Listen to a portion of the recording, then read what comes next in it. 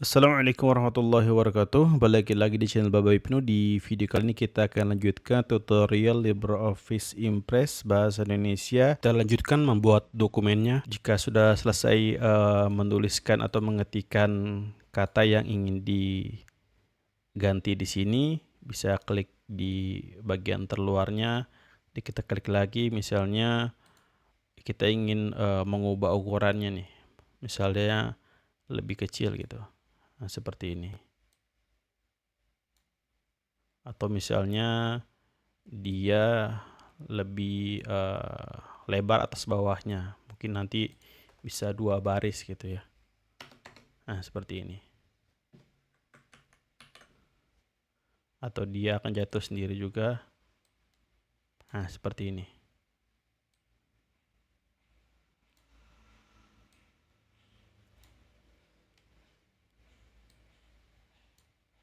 Atau kita ubah horizontal dan vertikal secara bersamaan. Seperti ini. Kalau ingin cara proporsional bisa tekan shift. Nah, seperti ini.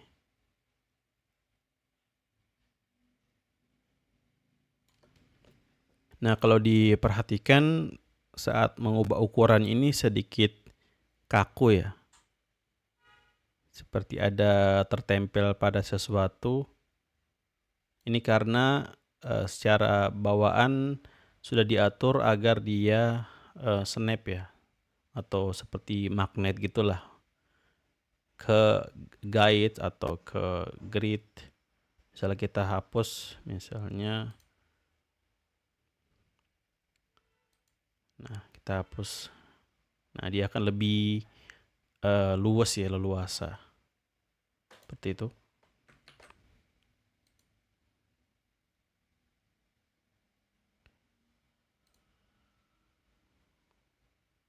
Kalau ingin menampilkan gridnya, bisa juga ke sini, grid and help lines display. Nah, di sini lebih jelas lagi. Seperti itu, dia akan, kalau diaktifkan dia akan menempel pada titik-titik yang ada di sini. Kita aktifkan dulu. Nah, seperti itu ya. Lebih jelas kan? Kita kembalikan dulu. Dan jika ingin mengubah ukuran si gridnya ini, teman-teman bisa ke tools, option, lalu ke LibreOffice Impress di sini, lalu di grid. Jadi di sini ada beberapa fungsi. Yang pertama bagian atas ini adalah untuk grid ya, pengaturan snap to grid atau menampilkan grid ya. Jadi snap ini untuk melengketkan seperti itu terhadap titik ataupun objek lainnya. Ya, ini untuk menampilkan. Kemudian di sini kalau teman-teman mau ganti ukuran dari si gridnya gitu, untuk pengaturan bawahnya 1 inci satuannya, ini horizontal 1 inci, vertikal 1 inci. Kalau mau diubah bisa misalnya 1:2 gitu kan. Jadi dia lebarnya 1, tingginya 2. Ini satuannya juga bisa kita ganti menggunakan sentimeter misalnya, tapi tetap nanti akhirnya akan dikonversi. Katakanlah misalnya 3 ya, 3 senti. Nah, seperti itu dia akan diubah disesuaikan dengan inci itu berapa inci. Jadi 1 inci itu kan 2,54 cm. Jadi akan disesuaikan. Kita kembalikan. Kemudian di bagian bawah ini ada sinkronisasi aksis ya. Jadi jika diaktifkan, perubahan pada satu arah, misalnya horizontal, akan otomatis diterapkan ke arah lainnya. Contohnya misalnya kita ubah jadi 2. Nah, dia akan mengikuti 2.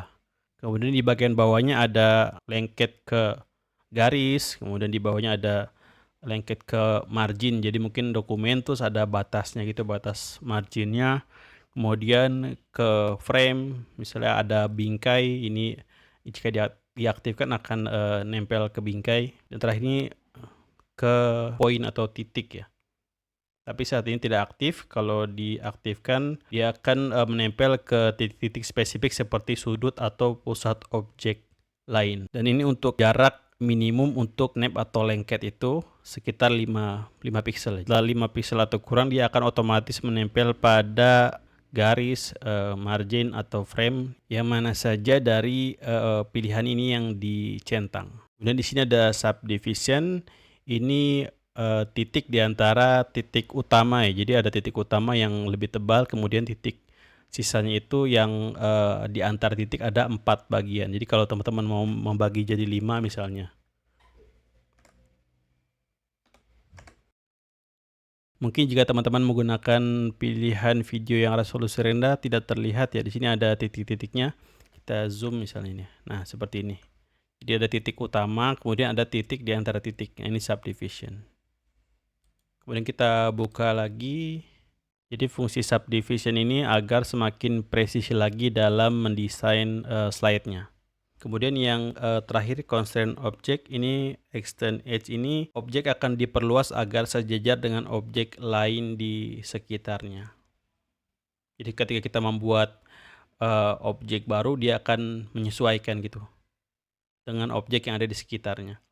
Kemudian ini ada extend edge. Jadi jika diaktifkan, dia akan bisa dirotasikan bebas tanpa batasan sudut.